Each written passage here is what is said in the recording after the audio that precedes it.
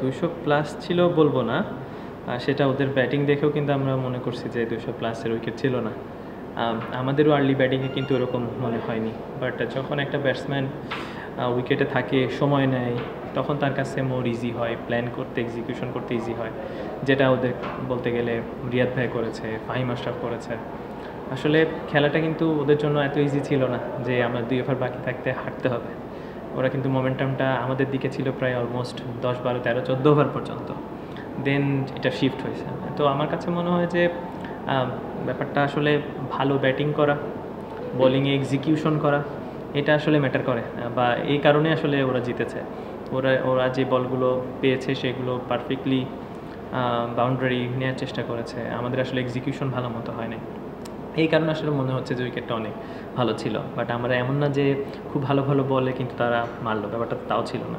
আমরা বেশ কিছু বাউন্ডারিসের বল দিয়ে দিয়েছি, দ্যাটস ওয়াই দে স্কোরড।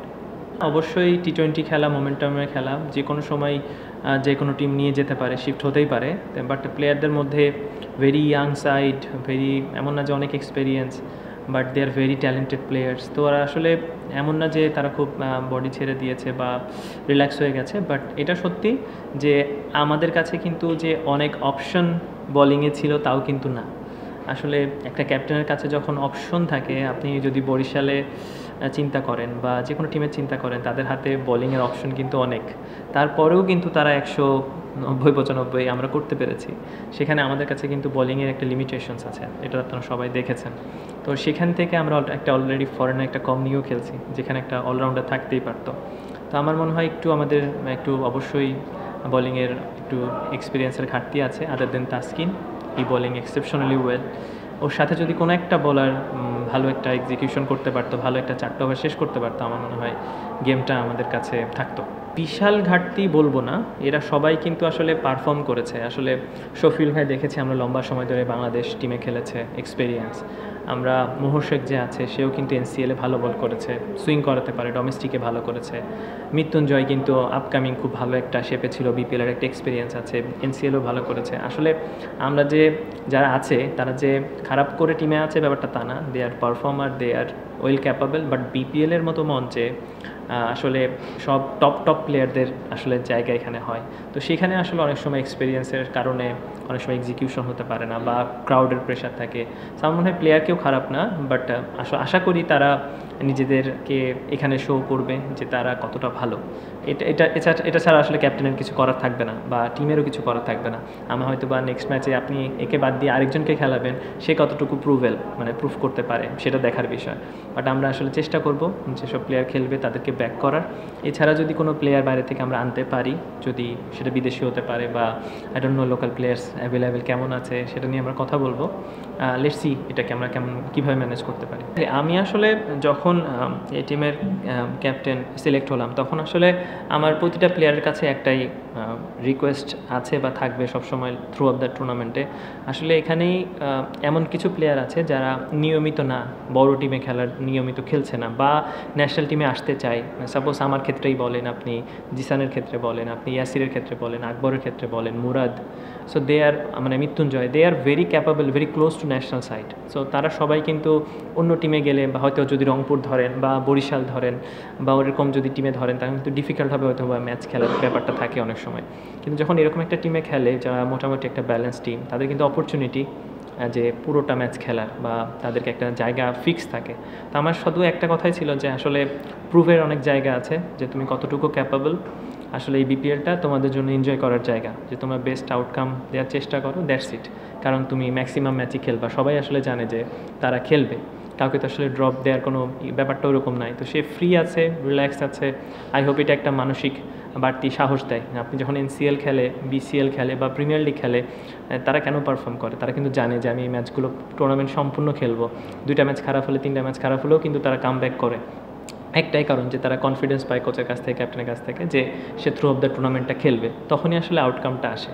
তা আমার মনে হয় ইয়াসির রাব্বি একটা ভালো জায়গা পেয়েছে, 4 নম্বরে ব্যাটিং করবে, আশা করি এটা ওর একটা বাড়তি মোটিভেশন দিয়েছে। আর থ্রু অফ দ্য উইকেটের সময় আমার কথা হচ্ছিল যে যেহেতু 2টা উইকেট পড়ে গেছে আর পিছনে আমাদের ওরকম ক্যারি করার ব্যাটসম্যান নেই, তা আমি চেষ্টা করছিলাম ওর সাথে একটাই কথা যে আমার অনেক সময় 2 রান হোক ওভারে, 3 রান হোক, বাট আমরা ক্যারি করবো ম্যাচটাকে। সো ক্যারির পরে যখন আমরা সেট হচ্ছিলাম তখন আস্তে আস্তে আমরা বিল্ড করেছি আরও এক্সিলেন্ট। আমার দেখা বাংলাদেশে অনেক ইয়াং প্লেয়ারদের মধ্যে one of the best innings এটা। আসলে ক্রাউড তো এরকম একটা মুহূর্ত আশা করে, সেটার জন্য আসলে আমরা মনে করি যে 2টা টিমকেই ধন্যবাদ জানাতে হয় যে তারা প্রথম ম্যাচ হিসাবে দারুণ একটা শুরু করেছে। বিশেষ করে উইনিং টিম তো উইনিং লুজিং টিমই তো থাকবে আসলে 2টা টিমের মধ্যে, তো সেটা আমরা হয়েছি হয়তো লুজিং টিম, তারা উইন, বাট আমি মনে করি ক্রাউডরা অনেক এনজয় করেছে। আসলে চেষ্টা করব রাজশাহী টিমের যেই প্লেয়ারগুলো আছে তারা যেন এরকম কনফিডেন্স নিয়ে নেক্সট ম্যাচগুলোতে নামতে পারে। আর ক্রাউডের জন্য একটা ভালো ম্যাচ ছিল, আর আমরা দেখে আসছি বিপিএলে কিন্তু প্রথম ম্যাচটা লো স্কোরিং হোক হাই স্কোরিং হোক, এর একটা টানটান উত্তেজনা থাকে, সেটা আজকে হয়তো ব্যতিক্রম হয়নি, বাট এই বছর শুরুটা দারুণ হয়েছে বিপিএলের, আশা করি এটা চলমান থাকবে। স্লিপ করেছি এইটা আসলে বলবো কাউকে আসলে অবশ্যই দোষারোপ তো করতে অবশ্যই করব না, বাট আমার মনে হয় যে অ্যাজ এ বোলিং ইউনিট আমাদের আরও এক্সিকিউশনের জায়গা আছে, এবং আমার মনে হচ্ছে যে 13-14 ওভার পর থেকে আমার কাছে মনে হচ্ছে আমরা একটু মোমেন্টামটা হারিয়েছি। যখন শাহিন শাহ আফ্রিদি কিছু বাউন্ডারিজ স্কোর করলো, তারপরে ফাহিম আশরাফের সাথে একটা দারুণ ইনিংস খেললো, আর রিয়াদ ভাই তো থ্রু অফ দ্য ইনিংসেই ম্যাচটাকে দারুণভাবে বিল্ড করেছে। তো আমার মনে হয় এক্সপিরিয়েন্সের একটা ব্যাপার ছিলই, তা আমার কাছে মনে হচ্ছে ওরা যে সময় নিয়েছে ওইখান থেকে আমার মনে হচ্ছে একটু স্লিপ করেছি আমরা। তো উইকেট আমি পার্সোনালি মনে করি না যে উইকেট খুব কংক্রিটের মতো আপনার উইকেট আর আপনি 200 রান করবেন, ব্যাপারটা কিন্তু তা না। আমার কাছে মনে হয় যে একজন প্লেয়ারের স্কিলও শো করার জায়গা আছে, যে সে কোন উইকেটে কেমন খেলবে, সে কতটুকু ক্যাপাবল। আপনি কংক্রিটের মতো উইকেট দিবেন, টাকাস করে মারবে, ব্যাপারটা আসলে এরকম না। তা আমি চাবো স্পোর্টিং উইকেট অবশ্যই হোক। আপনি পেস দেখেছেন সকালে, স্পিনও যারা ভালো জায়গায় বল করেছে বল হয়েছে। আমার কাছে মনে হয় ব্যাটসম্যানেরও একটা রেসপন্সিবিলিটি আছে যে প্রতিটা উইকেটেই আন্ডারস্ট্যান্ড করা যে আমি এই উইকেটে কত রান হবে। আমরা কিন্তু 190 জন্য খেলিনি, কখনোই না, আমরা কিন্তু 150-60-এর জন্যই খেলতেছিলাম যখন 2 উইকেট পড়ে গেছে। কিন্তু ওইটাকে যখন আমরা আস্তে আস্তে বিল্ড করলাম তখন কিন্তু মনে হচ্ছিল এটা 170-এ যাবে। 170 থেকে যখন মনে হচ্ছিল যে ওকে আমরা আরেকটু ট্রাই করতে পারি, সেট ব্যাটসম্যান আছে, তখন কিন্তু 190 যেয়ে শেষ হয়েছে। আসলে আমার কাছে মনে হয় কিছু কিছু সময় ব্যাটসম্যানকেও বোঝা উচিত যে আমার এই উইকেটে কতটুকু রান করতে হবে বা কতটুকু আমাদের সেফ স্কোর। সো আমার কাছে মনে হয়েছে যে উইকেট ভালো ঠিক আছে, বাট ব্যাটসম্যানদেরও একটা অবশ্যই থ্যাঙ্কস বা বলতে হয় যে অবশ্যই ভালো ব্যাটিং করেছে। রিয়াদ ভাই, মুশফিক ভাই বাংলাদেশের এইরকম ম্যাচ অনেক অনেক খেলেছে, এবং এইরকম ম্যাচ তাদের হাত থেকে আমরা অনেক জেতানো দেখেছি।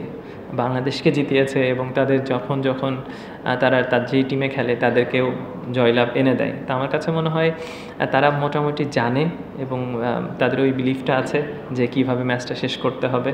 সো যেটা অনেক বড় বড় প্লেয়ারদেরকে আমরা দেখি। তো আমার কাছে মনে হয় ওয়ার্ল্ডের মধ্যেও যদি বেস্ট কিছু ফিনিশার যদি আমি দেখি, তার মধ্যে ডেফিনেটলি মুশফিকুর রহিম, মাহমুদুল্লাহ রিয়াদ অবশ্যই পড়বে। তো এরকম একজন ওয়ার্ল্ড ক্লাস প্লেয়ার যখন ফর্মে থাকে তখন অবশ্যই সবার মধ্যে একটা বাড়তি ফিয়ার কাজ করে, যেটা হয়তো বা আমাদের মধ্যে হয়তো বা বলেদের মধ্যে করেছে। বাট আমি মনে করি যে সে অসাধারণ একটা ইনিংস খেলেছে এবং দারুণ ফর্মে আছে, তার জন্য গুড লাক। আরও এরকম ইনিংস খেলুক বাংলাদেশ ক্রিকেটের জন্য। বড় রান তারা করা হয় না, এটা রেসপন্সিবিলিটি তো ব্যাটসম্যানের। এটা তো রেসপন্সিবিলিটি আমাদের, যে আমরা কিভাবে শিখছি, আমরা কিভাবে এটাকে নিচ্ছি। তো আমার কাছে মনে হয় না পারবে না, ব্যাপারটা এরকম না। আমার কাছে মনে হয় তাদের শেখা উচিত, বা আমাদের তাড়াতাড়ি শেখা উচিত যে আমরা কিভাবে এটাকে বড় রান করব। অবশ্যই রেসপন্সিবিলিটি আমাদেরকে নিতে হবে, এবং তাদের মাধ্যমে দেখে শিখতে হবে। তাদের সাথে কথা বলে হোক, মাঠে দেখে হোক, বা নিজে ট্রাই করে হোক। যখন আমাদের কাছে অপরচুনিটি আসবে, আমাদের চেষ্টা করা যে এই ম্যাচগুলোকে আমরা কীভাবে শেষ করতে পারি। 10 ওভারে কিন্তু রান ওদের ছিল মানে 77 সামথিং লাইক 70-এর অ্যারাউন্ড, এরকম সামথিং লাইক দ্যাট, বা 70-80। তখনও কিন্তু গেম আমাদের হাতেই ছিল। তখন কিন্তু যদি আমাদের রান টার্গেট থাকতো ওদের 160 রান, তখন কিন্তু গেম সিনারিও এরকমভাবেই চলতো। খেলাটা কিন্তু এভাবে লাস্টের দিকেই শেষ হতো। এমন না যে তারা 15 ওভারে খেলা শেষ করে দিত। যদি 160 রান টার্গেট হতো, তারা কিন্তু ওই 18-19 ওভার পর্যন্তই যেত।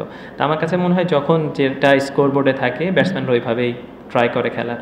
বাট আমাদের যেহেতু উইকেট পড়ে গেছে এবং আমি টপ অর্ডারে খেলি বাট ইয়াসির মিডল অর্ডারে খেলে, তা আমাদের গেমটা ওইভাবে চেষ্টা করেছি।